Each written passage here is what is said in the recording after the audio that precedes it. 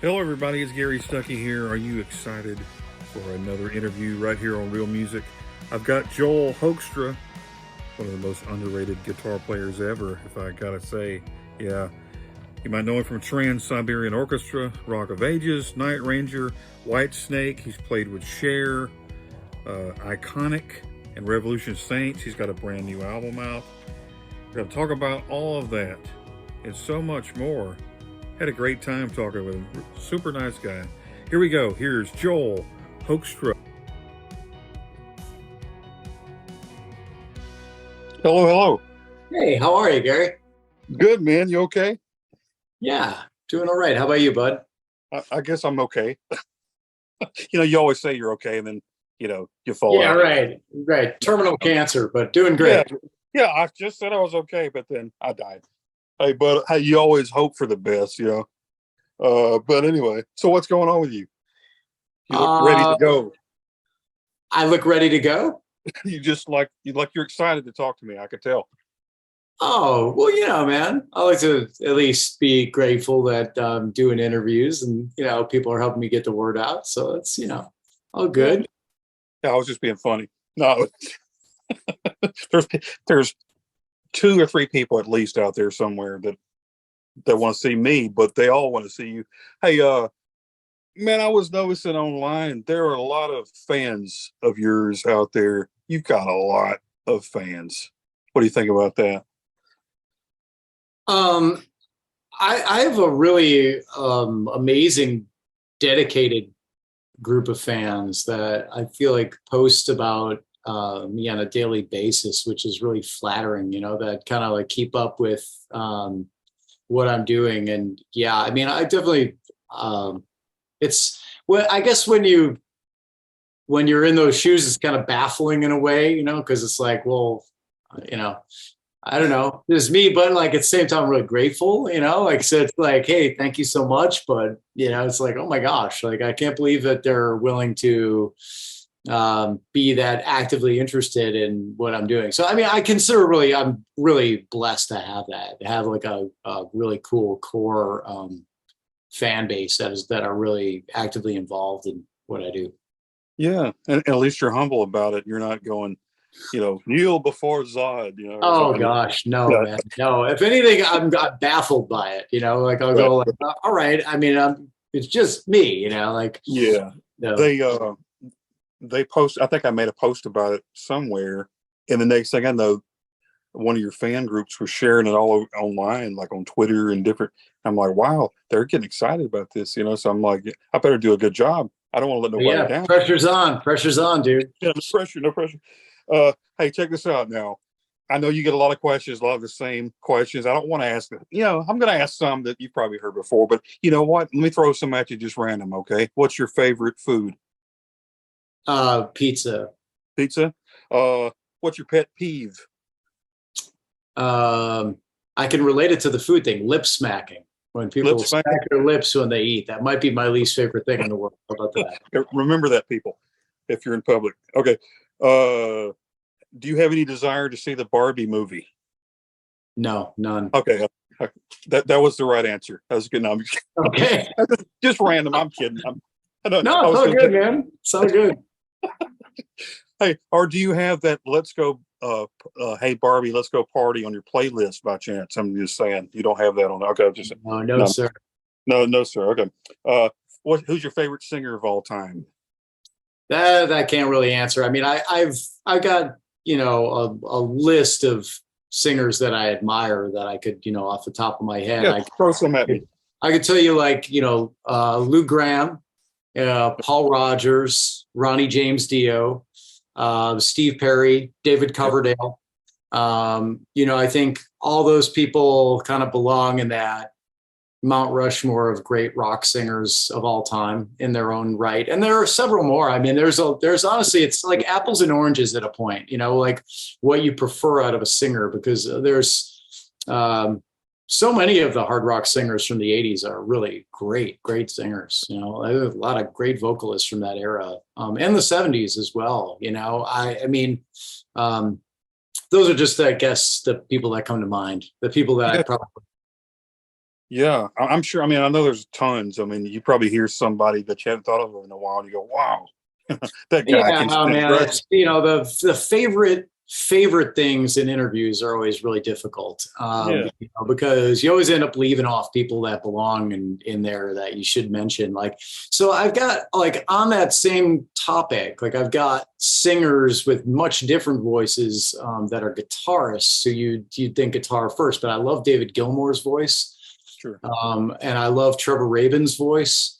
So those are people that you think guitar first, but Right.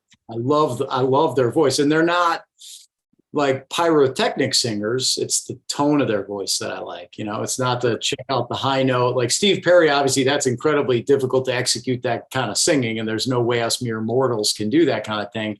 Right. But like Gilmour's tone, not only on the guitar but with his voice, and Trevor Rabin, those are two guys that stand out for me as cool singers. And then even just sometimes singers like with character and qualities in their voice, like Jim Morrison, and Yeah.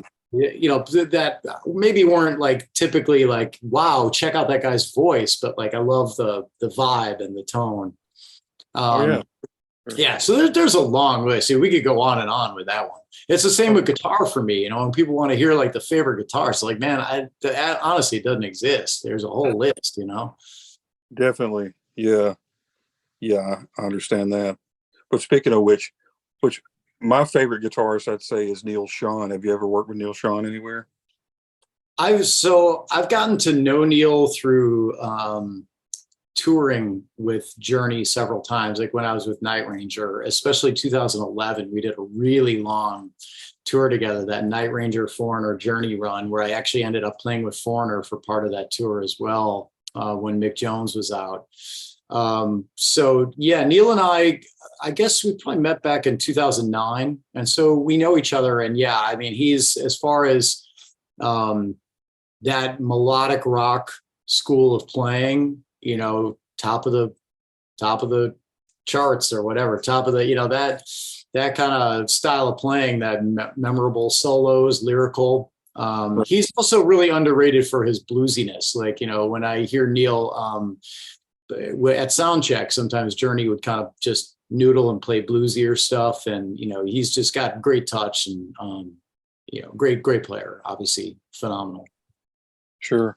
And speaking of guitar, and I was looking at a video today from on YouTube. You were on Guitar World, and you were showing some playing. You were doing Far Too Deep, and the tuning was like, I think it was like in C or something, the top string or something like that. And you tune down half a step, which I've always loved guitar. I play guitar, but not like you, but I always love to read the guitar magazines and see these videos. So you're showing these guys, these kids, how to play. I say kids, I don't know how old they are, but I mean, do you think though sometimes these kids that are learning are frustrated that they want to instantly play like you, and they're thinking, this guy, because you make it look so easy, and I'm sure your fingers are on fire, smoking after you get through playing.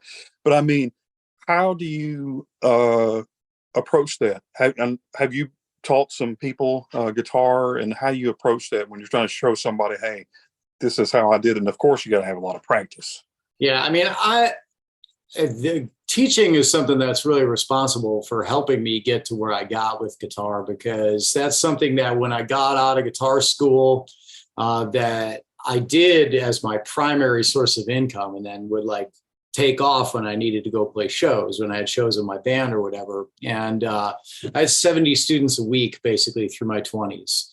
So Wow. teaching that many, they were half-hour lessons. So, teaching that much and then playing gigs kind of gave me some time to let things go well enough with gigs, that I didn't need the teaching. And that went away for about 20 years. And then COVID kind of reared its ugly head, and I took it back on virtually, because I thought, well, I know how to teach, and right now I'm kind of confined to my place here. So why don't I see how that goes? And I just put up one social media thing, and the response was overwhelming. I had this big list of students. And so that's something that I've kept going since COVID. People talk about like some of the changes that they made that they kept from COVID that were a good thing, I kind of realized I was like, that actually fits into like, I have a set schedule when I'm home from tour that's weekly. And then when I go on tour, say like come November, December, when I'm out with Trans-Siberian Orchestra this year, I'll still teach on the days off on Monday and Tuesday in the room. I'll just email them all and say, I'm going to teach these hours. Email me back if you want one of the times. And so I've been doing that. And the Guitar World thing, so they, at some point we decided to work on a column. I think they had this lick of the day thing for a while that they filmed me doing some licks, and that obviously I think was a difficult thing for them to keep up with, but they had a lick of the day that several of mine were on there. And then we ended up doing the column, that School of Rock, for a while. The thing that's tricky about the guitar magazine style of teaching is that you can really only teach like about 12 to 16 measures of music. Yeah. In a lesson with me, the student gets much more than that. I kind of give like a well-rounded lesson, and we walk forward and everything. So the Guitar World lessons that are up kind of, I guess, show me most at my rustiness in teaching during that 20-year period off. That Far Too Deep now, I've been teaching for a few years since COVID came about. Sorry, this is like the longest answer ever. But I guess I kind of got my teaching chops back. And you can kind of tell in that Far Too Deep lesson. I think I executed that whole lesson in one take without us saying, stop, can you edit that part out or whatever. I kind of just did it. And they were like, wow, like that was amazing. Yeah. You got that all in one take like that. So that, that for me is something that fits in. I look at it like, hey man, why wouldn't I do this? It keeps me with my guitar. And I really love it on any level when somebody's moving forward with it. That's the thing that excites me. It's not always about like whether or not the person's skill levels like way up. It's how into it they are, the process of what I'm showing them and what they're going after it. Like the people that practice it the most, usually those are my favorite students, the ones that are going after it. So have you seen a lot of the students progress and see how far they come, and you're like, whoa? Absolutely, yeah. There's a bunch that since 2020 when I began that have really, really transformed, and it's really fun to watch. Awesome, man. Yeah, where were you like when I started playing? I needed to know. There was no internet. Trust me, bro. I relate. I mean, that's one of the nice things that the virtual setting offers. I wasn't too keen on it at first. And then once I got in the groove with COVID, I realized I'm like, this isn't bad at all. Like, I mean, it's actually very efficient in a way because people can stay at home. They don't have to worry about the commute time. And you don't have to worry about the in and out, like, all right, this person's leaving and they're getting packed up. And, so it's a pretty efficient way to teach. I do like a 45 minutes on and 15 minutes off. And then that gives me 15 minutes to go do whatever I need to around the house if there's anything I'm doing, which inevitably happens during the day. So anyway, that's kind of my, I guess, part of the puzzle with me these days. I gig a lot right now, gigging, recording a lot, especially playing live and teaching is part of it. Awesome, man. Yeah. So you play a little bit, you go rake the leaves, you come back, you do cook. I don't have a yard, dude. I'm in New York City, man. We don't know what that is. We don't know raking the leaves. What are you talking about? What is this strange language you're speaking? Okay, so tell me about your new album, Crash of Life. Really, it's a great album. It's one of those that you can listen to nonstop, and so when you were thinking about this album, did you have a concept in your head? Did you go, this is how I want to do it? And how much control and input did you have recording this album? I mean, no, like in terms of the picture of what it would turn out like, I mean, I model that stuff according to the musicians that are in it. And of course, according to what the previous two albums sounded like, Dying to Live and Running Games, because you don't want to have it set a certain precedent for this is what you can expect out of this project and then throw everybody a curveball and make it sound completely different. Right. So, the model has been, especially on those first two, that Dio-ish at its heaviest, Foreigner-ish at its lightest. There's a new lead vocalist on this record, but everybody else is returning. It's Vinny Appice on drums, so hence the Dio-ish thing coming to mind, and Tony Franklin on bass, who kind of fits right in with that in a way. He's got that. Tony's just a great bass player. He can play anything, but he sounds really great with Vinny. You get that organic classic rock feel that Vinny has. He doesn't play stuff like a session drummer does. He plays like old school rock. He kind of gives the music some grease. And then Tony is just a way of, vibing with that. That's, in my opinion, really, really great. I think those two fit together great, are a great rhythm section together. And Derek Sherinian returns on keyboards, and Derek is, of course, amazing sounds and great parts and amazing soloist. And my friend Jeff Scott Soto does the backing vocals on these, as he has for all three. And that's actually something that's really just like a luxury. It's something really cool. Jeff and I are friends. He's willing to do that for me. So I, always thankful. I call him the most overqualified backing vocalist in the history of rock. I mean, he could sing lead on the records as well. He did on part of Dying to Live, but Jeff takes on the backing vocals for me and really is a big part of the sound of these albums. And then the newbie on this, it's been Russell Allen on lead vocals, and then Girish Pradhan is the new lead vocalist on Crash of Life. So I'd say, well, this one still kind of fits into that Dio-ish at its heaviest, Foreigner-ish at its lightest kind of stuff. Definitely like, 70s, 80s rock, classic rock kind of throwback, but, produced like 2023. So it still sounds modern in its own way. I'd say that there's some other influences that maybe poke through that hadn't on the past. Let's see, I got the album here. I got to remember all the songs on there. But if you took like Don't Have Words, it's a very AC/DC influenced song. And I really hadn't done anything like that on the other records. There hadn't been anything. I was kind of like, all right, I'm definitely tipping my cap to AC/DC on that. I'd say there's a couple things on here that are a little more Whitesnake influenced than they've been. A couple of the songs sound like really heavy, Far Too Deep being one of them, Everybody Knows Everything being one of the heavier tracks. And then you got some ballads on there with Torn Into Lies and Over You, and Through the Night for me is a ballad. That's an interesting one because Vinny kind of played it. I heard it being an up song, and Vinny played it like a ballad. He played everything halftime until about halfway through the song, and then he started to play it like I had heard the entire track being. But I love that about him, because he'll take a song someplace where you hadn't quite pictured it, and if you go along for the ride, you end up having a lot of fun. Anyway, some of the stuff that's a little more down the middle, that Crash of Life, the title track, that's more along the lines of what people would have expected on the previous records, and songs like I Would Cry for Love on there. So it's even like You're Right for me is kind of a Zeppelin-y influence track for me. So that hasn't really happened, I don't think, on the other albums either. And also Not Tonight has a little bit of the Zeppelin thing. So there's some other influences poking through besides Dio and Foreigner, in terms of, how much control I have over it total. I mean, and big thanks to Frontiers for that. Frontiers kind of just says like, hey, everything you do is good, man. Just make a good album and turn it in. And like, they didn't have anything to say in terms of, hey, can you make it more like, they were just cool with everything. Really easy to work with for me on it.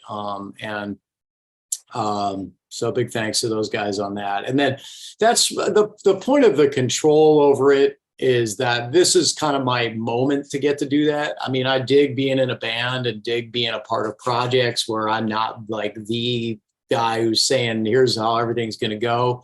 But these are kind of my chance to do that. It's like, if I say like, all right, I'm going to write the riffs, I'm going to write the lyrics, the vocal melodies. I work with the mix engineer, like in terms of telling him, can you, mix it more like this, mix it more like this. The artwork, having say so over that. So these are very much my babies, the Joel Hoekstra's 13 albums. So, awesome. And the reason behind the name is, I had albums out years ago that were solo albums that were instrumental, and those sound more like you'd imagine from a guitar player or solo album. And that, to me, This stuff sounds like band music. It sounds like you're listening to a band.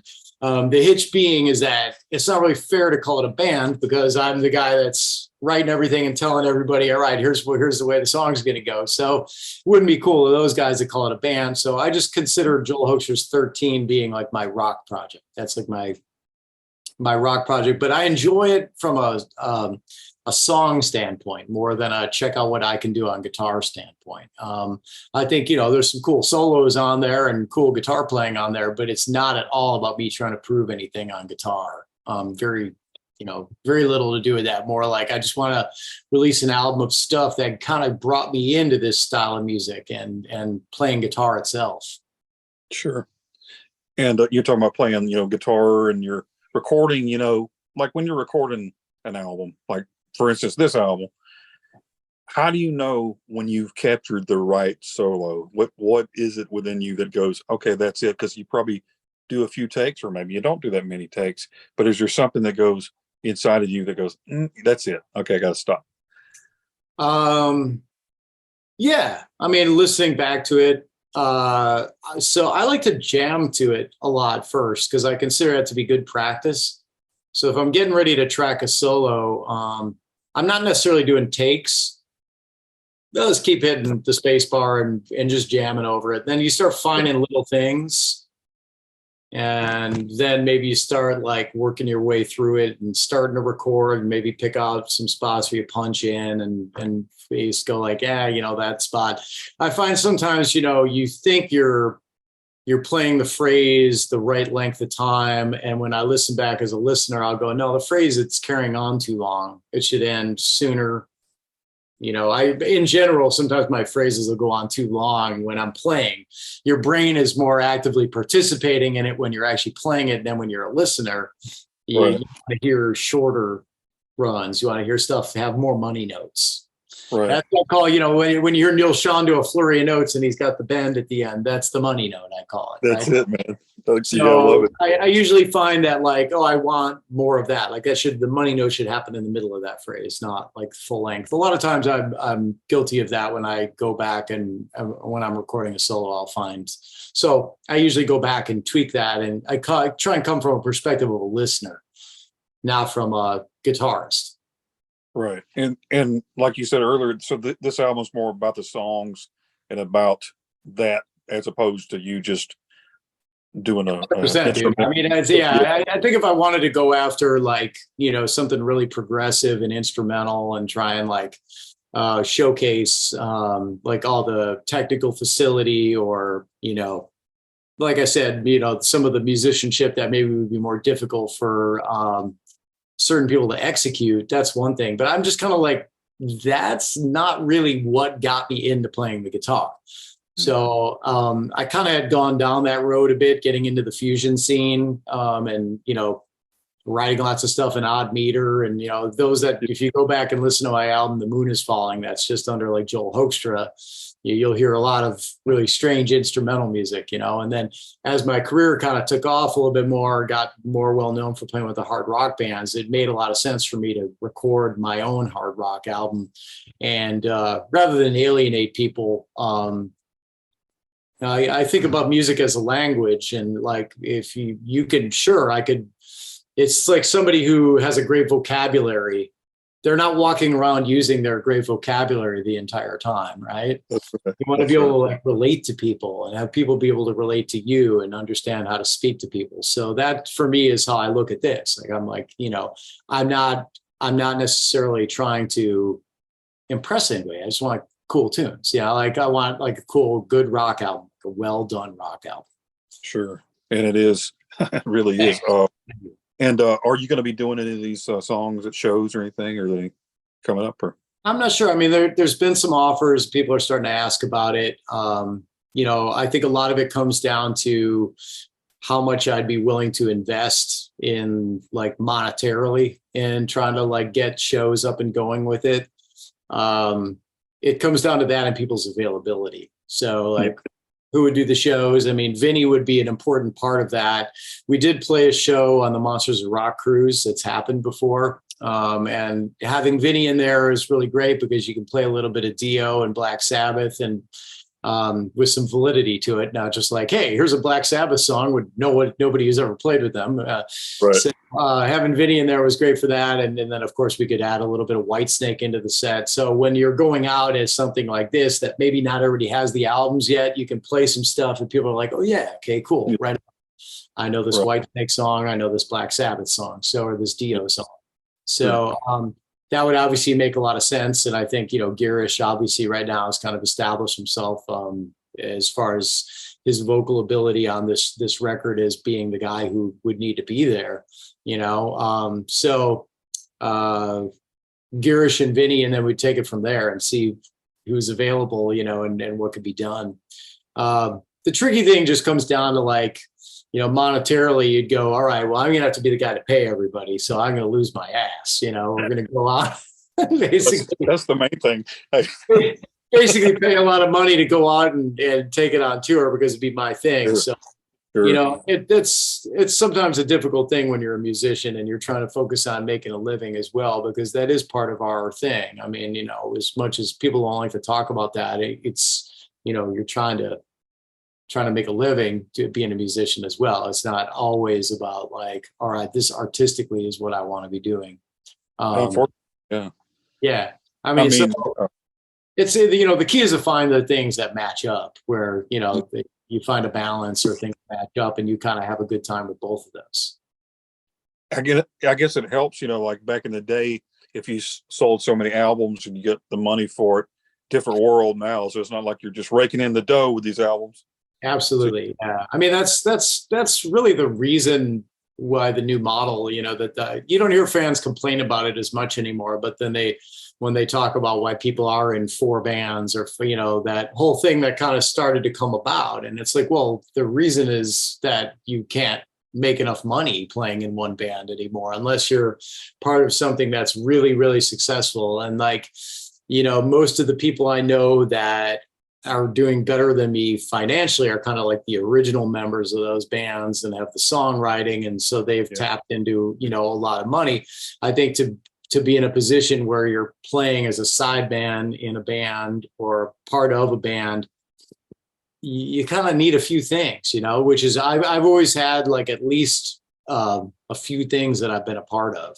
Like every year where, I'm a part of Whitesnake and a part of Trans-Siberian Orchestra. And for a while that, Cher was in there with that and trying to juggle those 3 things. And also having my shows with Brandon Gibbs and the Broadway's Rock of Ages band. And for years, it was Night Ranger and Rock of Ages. And then I added Trans-Siberian to that. So having Night Ranger, Rock of Ages, and Trans-Siberian. Then I kind of made the switch to Whitesnake. So it became like Whitesnake, Rock of Ages, and Trans-Siberian for a period, and then Rock of Ages closed, Whitesnake and Trans-Siberian, then added Cher, Whitesnake, Cher, Trans-Siberian. So there's always, always having like a few things is helpful because, it's few and far between when you look at bands and you go, you know what, we're going to keep you working like 12 months out of the year.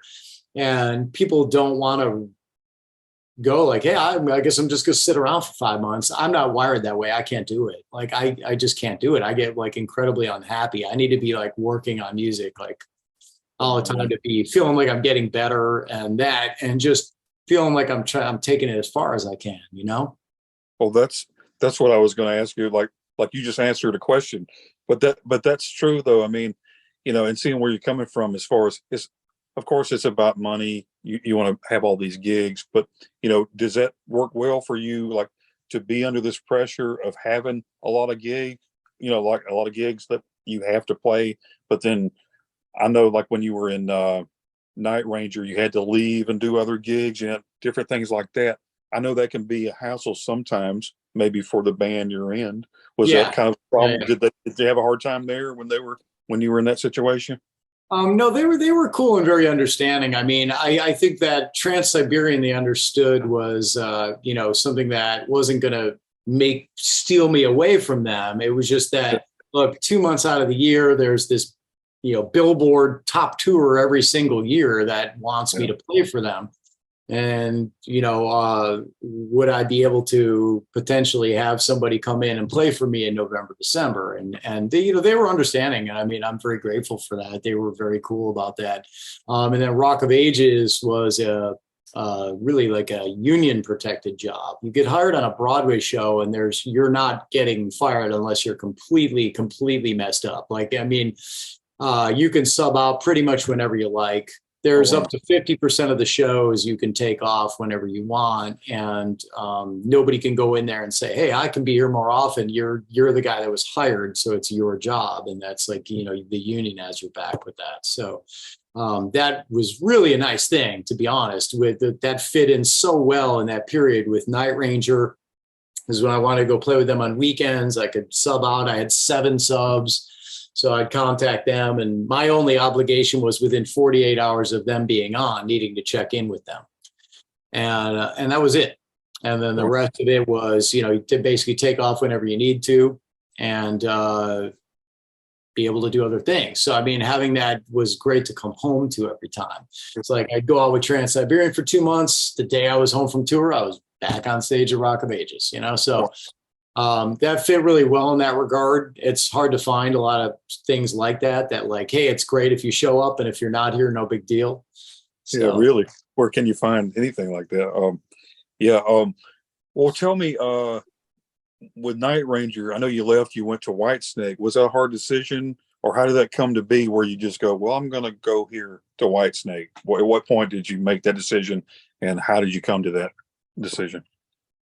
Yeah, I think that was, you know, I'd been with Night Ranger 7 years, and I think that moment in time that was had more to do with my desire to play with Whitesnake than wanting to leave Night Ranger per se. There was no real like I need out of this band kind of thing. That wasn't ever the case. So I think there's a lot to be said about the Whitesnake gig. You know, you got David Coverdale and Tommy Aldridge and these kind of rock legends that you get to work with, and not to mention the people that have played guitar in that band, and then your name kind of is in that circle. If you look at, you know, John Sykes and Steve Vai and Doug Aldrich and, you know, blah, blah, blah. I mean, the list goes on and on. There's Vivian Campbell, Adrian Vandenberg. I mean, but there's, you know, so many amazing players, and obviously Red Beach, you know, so like having that many great players in the band and just being seen as, you know, hey, he plays guitar for Whitesnake. There's, I think, some credibility that goes along with that. And for me, I think a big part of it at that time too was Whitesnake. Whitesnake offered a little bit more of an international level of recognition, like being, you know, touring South America, touring Australia, touring Europe extensively, the UK, and quite frankly, Whitesnake does better outside of the US than, you know, in the US, I'd say. In the US, there's this thing where they, you know, 1980 Slide It In, 1987, and Slip of the Tongue were big here. The Geffen records is big. But really, you go to the UK and you're still headlining arenas, you know. So there's a different level of recognition that goes along with that. That was really good for me. And David's also a really great boss in that regard, in that he really champions his players and gets the word out on them and tweets about you, et cetera. And, you know, anything you do, David's got your back and is trying to help you promote. And so I think, you know, in general, it was all that, you know, there's a lot there, man. There's an awful lot there to like about like playing in Whitesnake. It's not a great catalog of songs too. I don't know if I mentioned that, but I mean, great. Yes. Man, when we did the greatest hits tour in 2016, that set list was just stupid good. It was stupid good, man. I mean, it was like every single song was like, you get to it. Yes, I love this song. Next one. Yes, I love playing. You know? It was like the whole set was that, you know, every single one felt that way. So, yeah. Well, how do you, talking about that now, you're talking about all these guys that have been in the bands, the guitar players and different people in there. How do you feel being in that spot as you're playing these songs and you're playing all these songs you grew up kind of listening to, and you're going, man, I used to crank that up in my car radio. Now I'm playing them on a stage. And how do you deal with that? And also just the pressure of being in a group with David Coverdale. You know what I'm saying? Right. Well, David's really been amazingly easy to work with in my time in the band. He's just been really supportive, and you know, that end of things is like just great, man. You know, just really great. Yeah, I feel like David and I have a good friendship. We're where we just get along. And, you know, it's always been a real easy fit. I think from the moment we met and we sat down and talked about it, I think, you know, he's looking for players who can, you know, play well and do the gig, obviously musically, but that fit the role image wise, but also fit the mold in terms of actually being grateful that they're there. And I fit into that mold. I'm just naturally, inherently that guy who's, I mean, you know, grateful for the opportunity. And, you know, so I think that has been, it's felt really easy. David's got a way of making you feel really comfortable and just being like, do your thing, man. You know, he always wants you to play like yourself, and just, he's never asking you to do something that's not you. In fact, it's quite the opposite. He'll like say, no, you like do your thing. We want you. Like, he didn't want you emulating anybody else. So, I mean, I'd say with it's like anything else that you run across musically, where you just kind of focus at the task at hand and do the best you can, and close your eyes and hope for the best, so to speak. Right. I mean, so, you know, for me, it's been an honor to be a part of the band, and really everything that I've been able to do to date, man. I mean, you know, that goes for Night Ranger, and that goes for Rock Ages, and that goes for Trans-Siberian and Cher, and all the, you know, the gigs that I've been able to be known for, all the way to what I'm doing nowadays with recording with Revolution Saints and Iconic. And, you know, a lot of these guys were my heroes when I was a kid. So for me to get the opportunity to work with all of them, you know, I used to have Jeff Watson and Brad Gillis, their pictures up on my wall, you know, so to be able to fill Jeff's shoes a bit in there and work with Brad and have the friendship I had in Night Ranger was terrific. And, you know, certainly, you know, I grew up as a kid watching Tommy Aldridge play drums and listening to David Coverdale sing. And I mean, so there's moments where you have these little reality checks. Yeah. Being at, you know, David's birthday, being out there for his birthday and being, you know, one of 4 people at the birthday dinner or whatever is like, oh, it's incredible. You know, that if you would have the 15-year-old me that was going to be my life, I would have said there's no effing way. Cause I came from the suburbs of Chicago. You're not really supposed to have these kind of things come true and happen. So, you know, I'm grateful for all of it, man, for sure. Sure. And talking about David, you know, is there something that he has told you during your time playing that's really stuck out to you, that maybe he gave you some advice or something he said to you that kind of stuck by you and you think about? You know, I think it's not necessarily one thing that he said to me, but one thing that Dave is really good at is keeping things up. Positive energy, you know, he'll talk a lot about positive energy versus negative energy. So he's really just an like positive guy. So you know, it's very easy to slip into that mode where people are kind of griping or complaining when you're touring and your sleep is compromised, travel, etc., can kind of grind on people. So I'd say that's one of the main things that I've learned from him, is the ability to kind of keep things up, you know, keep the energy positive. He's really great with that. Awesome.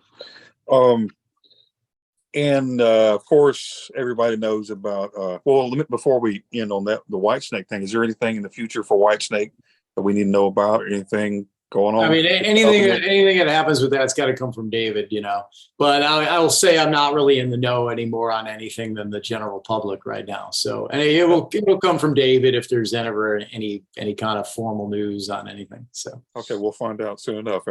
Well, you were talking about Revolution Saints and Eagle Flight, new album earlier this year. I've talked to Dean and Jeff before. Now you completed the trilogy there, but those guys, all 3 of you guys, super nice guy, super talented guy. And I was thinking probably the most underrated band like ever.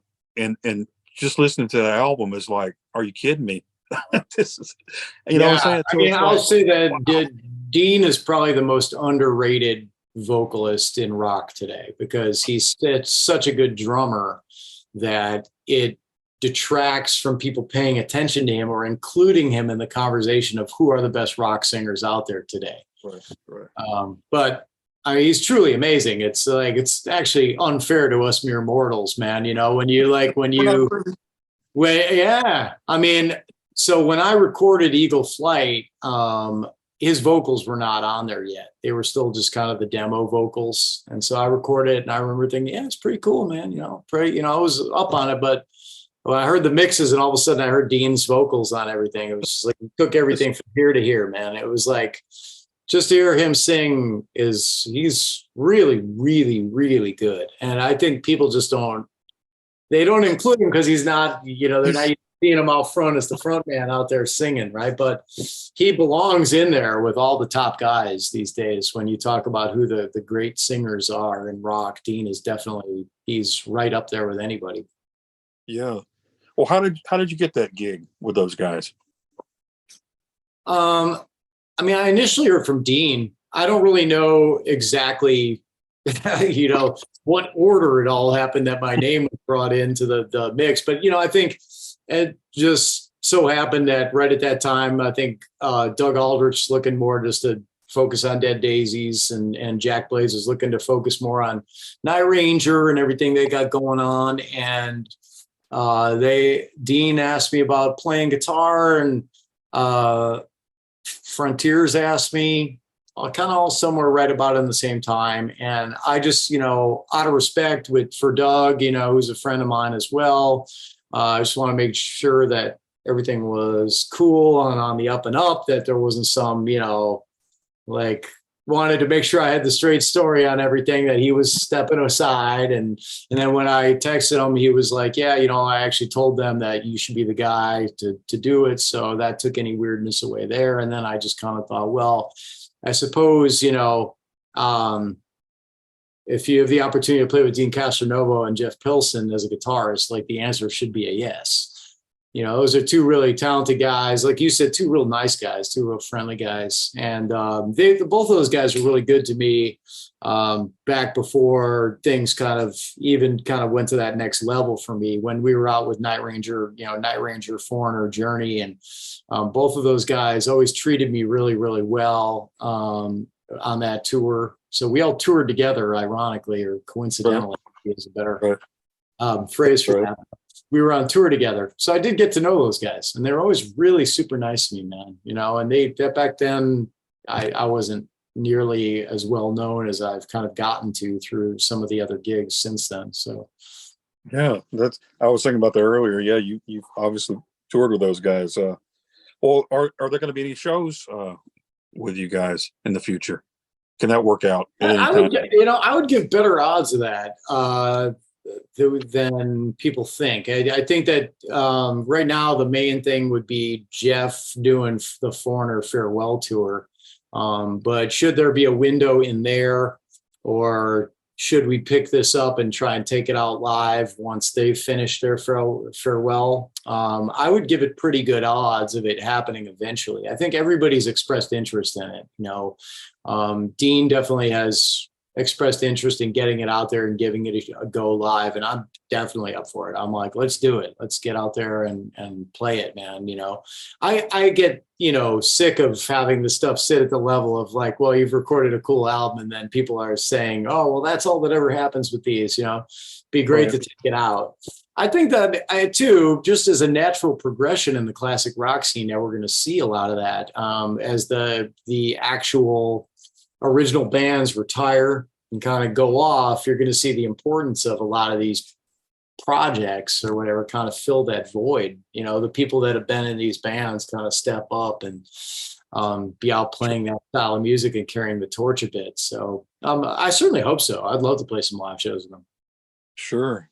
Well, that kind of takes some of that pressure off of it. Like when I was talking to Jeff about, people were saying he's in a cover band because but I mean, when you got the guys that are willing to play, like you said, they form different groups, and you're out there, hey man, why wouldn't you go out there and form this group, and you can do all of the other group songs, and you can do whatever you want to, but yeah, you can get a chance to play that album, which I know a lot of fans are eager to hear that. So I know you're looking forward to that. Well, now, how did you get the gig with Cher? Now, I was watching a video, I think it was 2017 Billboard, and you're playing and you're jamming, and there's Cher, and she's got the big hair and she looks great. And and they got the little suit, you know, the little, yeah. But anyway, and you're jamming. How did you get that gig? Because I was like, that's got to be like a highlight in your life, right? Yeah, it's one of those cool things you never see coming. That I always cite that and the Rock of Ages show, Broadway, playing on Broadway. Those are like two things that have been like, what? Like, never would have thought the 11-year-old me practicing Black Sabbath songs, never would have thought like any of those things were going to happen. But that was, David was having knee surgery. So we knew we weren't going to tour in 2017. So I just reached out to a bunch of people like, hey, if you hear anybody needs somebody to fill in, I don't really need a new band or gig per se, but just need something to do this year. So my friend Justin Derrico, who plays with Pink and he plays on The Voice, he's an amazing guitarist. He recommended me to Cher's guitarist, Dave Barry, because he was also playing on The Voice. And he said, I need somebody to fill in on the Cher gig. I don't know who to get. And Justin said, I know this is going to sound a little weird, but what do you think about Joel Hoekstra from Whitesnake? He said, I think he knows how to play all the different styles, etc. So anyway, I ended up going in to fill in. It was really just supposed to be a few shows. It ended up turning into, Dave got busier with The Voice. Pink had taken Justin out for a promo tour, and I ended up doing like a few years of it, really quite a bit more time than anybody ever saw coming. Mainly me. I thought I was going in for a few shows. The next thing I knew, I was like, wow, it was like 3 years later and I'm still doing this. Wow.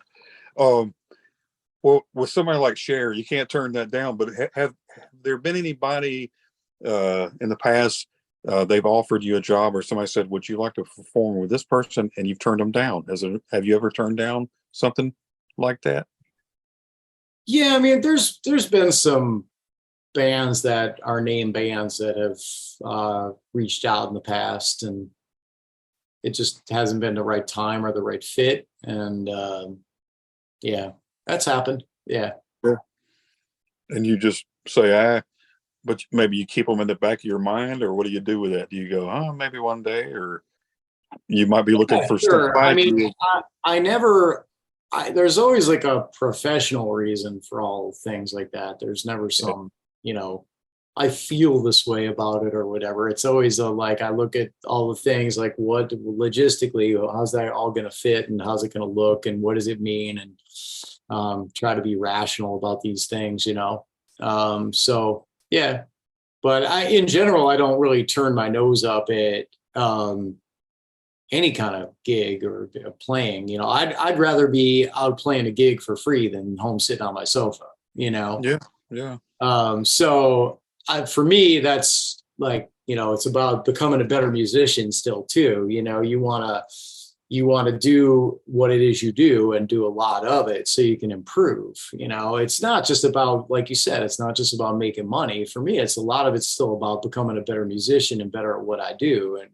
And also I just, I have a love-hate relationship with all of it at this point in time with music. I mean, I do so much of it that it's, I'm often like desperate to like, oh man, I just need some time off. I just need like, but it's also like something that, how it is, man. It's like, there's a love there that's like heavier than it, that there's a reason I need some time off. And that's because I do so much of it that, you're going like, you're love it so much, you don't even know how much you love it, Sure. You got to have some time off though, to relax and do something. And to, yeah, I mean, I leaves. I tend to, yeah, exactly. I need to rig some leaves, bro. I tend to have getaways that are very common, just like sports and movies and stuff like that. Things that kind of, when people are like, who are you listening to these days? I'm like, nobody, man. I spend like hours a day doing music. And like, by the time I'm done prepping for a gig and teaching 5 lessons or something like that, or prepping for multiple gigs, I'll have had the guitar in my hands 8-10 hours that day. Last thing I'm going to do is go, you know what? Let me check out this new band. Like, ain't going to happen. Like somebody eating too much and then here's some pizza and you're like, ooh. Yeah, Yeah. I mean, but that's got to be, and it's kind of sad. I mean, I guess, I know you love music and things like that. So it's kind of, it's almost like overkill to a degree, even though you enjoy it. Like you said, it's like always running through your mind, music, music, music. So it's like you said, you do need a break from it every now and then. But you know? I try not to have any days where I haven't done something productive for the overall profession of it. Yeah. I try not to have any days off, like where there's like, hey, I haven't done this to like move forward. So, and that includes things like this, excuse me. I'm so sorry, man. I got a little throat there. Oh, But I'd say, just doing promo and stuff like that, doing interviews, this stuff counts. Doing social media posts, even that little things like that add up and matter, and it counts. And but certainly working on the music itself, playing the guitar itself, that stuff matters more. yeah, And you got to make sure that you keep those priorities in line too. There's people sometimes that can overdo the business side of things and not enough of the actual substance of music, working on music. So anyway, finding the balance of that is cool. That and it's like breaking it down to a daily thing for me is important. That's how you're moving forward. Those daily habits become weekly habits, become monthly habits, become annual habits, all those things that whatever you do on a daily basis is kind of what, I guess, leads you to what's ahead. So you want to make sure that you're paying your dues still. sure. And I know you do. I mean, I'm sure you look at your calendar and you go, I got this going on, I got this, and this, and this keeps going. It gives you something in your mind. You're thinking, I got to do that. And it keeps you going, right? Probably physically, mentally, in every way, shape, and form, right? And it keeps you out there because people are like, he's doing this, then he's going to be doing this, then he's going to be doing this. Keeps you in the news, right? That's good, right? Yeah, that, and I think that I think it shows an appreciation for the moment to like work hard and give your all, right? I mean, like not sit around and take it for granted that you have the opportunity, because everybody's got like this window that they can do that. I mean, we're all gonna, well, number one, we're all gonna get old and die, Yeah. but we're gonna lose like our facility to do what we do at some point in time. And you don't want to look back and go, God, I was kind of lazy when I was that age. I should have been pushing myself a little bit harder, Like I'd like to get to the point where I go back and go like, well, you know what, I did this much. Yeah, well, there's always going to be more that you could have done, but not like look back and regret and go like, man, I really should have been pushing harder. Like I know I pushed myself pretty hard, but I wouldn't have it any other way, honestly. Sure, sure. Um, and also the band Iconic. Have you got new music coming up with that band?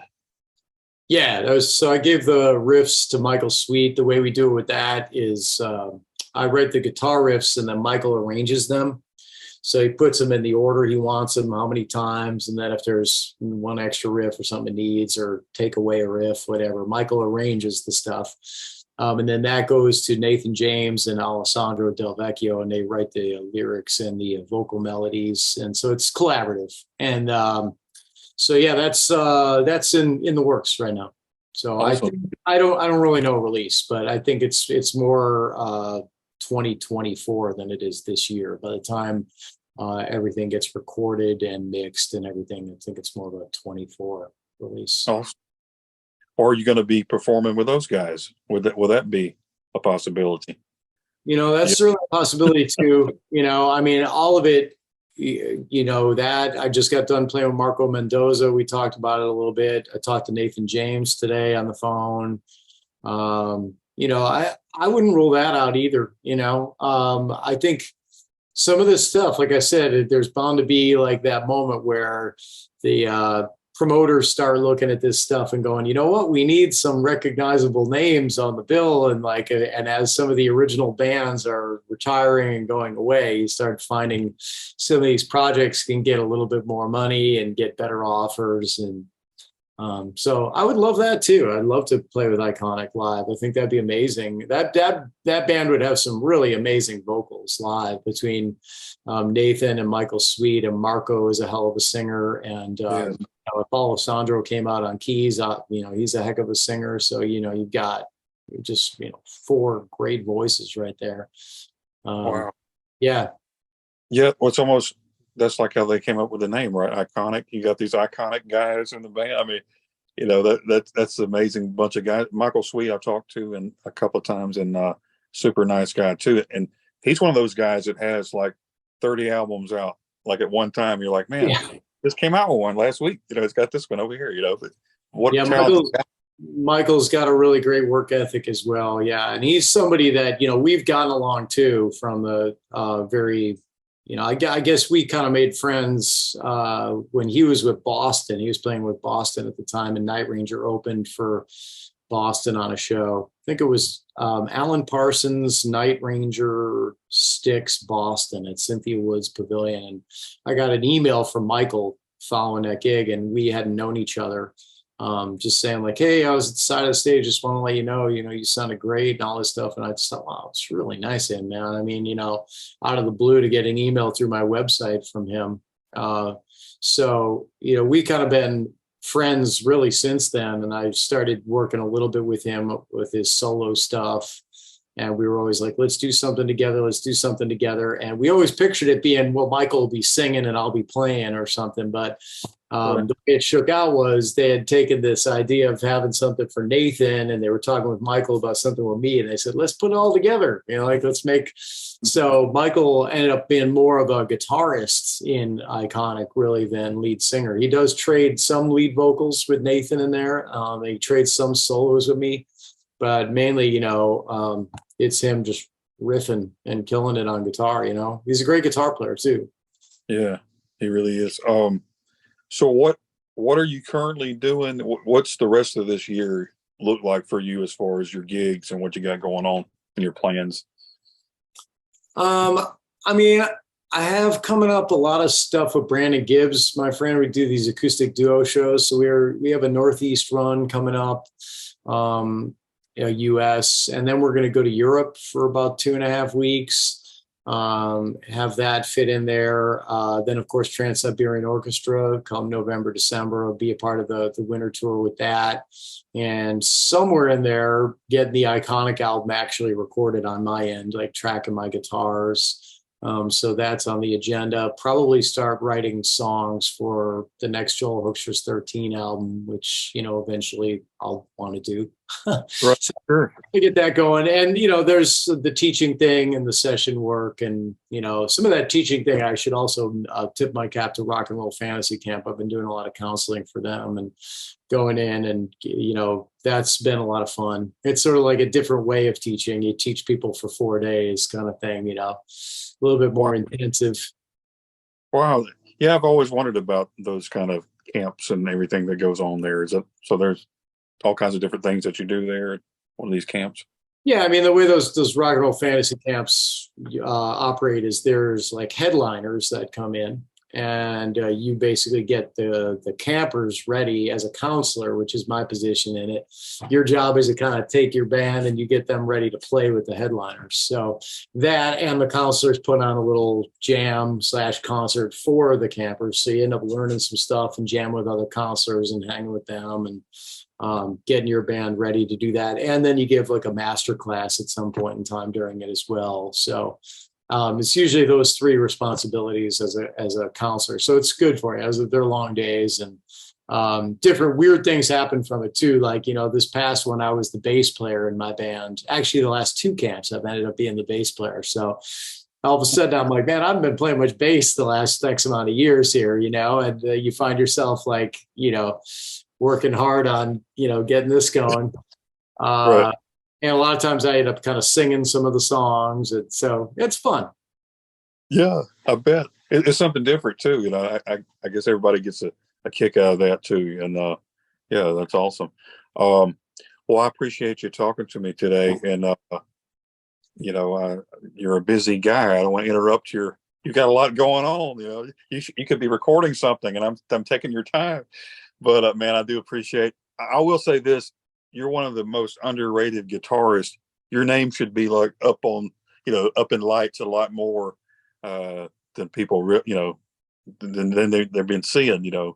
I think people need to hear more from you. I mean, I think they need to check you out if they haven't already. But I'm looking forward to everything that you do, man. I'm a big fan. I appreciate you talking to me today. Thank you so much, man. Right back at you. Appreciate it. Yeah, we'll see what you do next. I'll be taking notes and see how a real guitarist does it. And yeah, just a lot of hard work, buddy. Well, I appreciate you, man. Thanks for talking to me today. All right, cheers. Thank you so much. All right, man.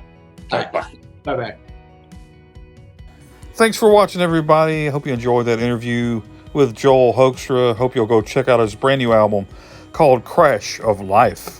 And check out his website, joelhoekstra.com, for more information. Find out where he's going to be touring near you. And be sure to subscribe to this channel if you haven't already. And until next time, everybody, whatever you do, keep the music real.